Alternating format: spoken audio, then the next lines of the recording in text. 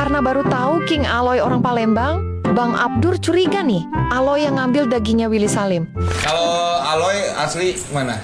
Jakarta lahir cuma lama di Palembang. Palembang. Wong Palembang. Lu yang ngilangin daging.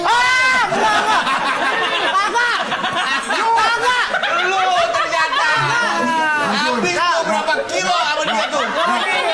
Ntar lu, mau ngomongin live, tolong bikin video klarifikasi. Iya. Ini saya minta maaf nih. Kenapa saya harus minta maaf sih, Pak? Orang saya nggak ngambil. Kenapa saya harus minta maaf? Tapi enak nggak rendang itu? Ya.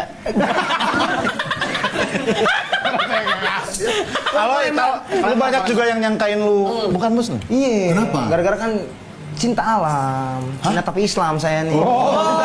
Cinta alam, cinta tapi Islam. Kalau cinta kucing apa tuh? Cinta tapi apa ya? Harus ditambah-tambah. Cinta tapi kucing. Jadi gitu-gitu dia. Cina sih.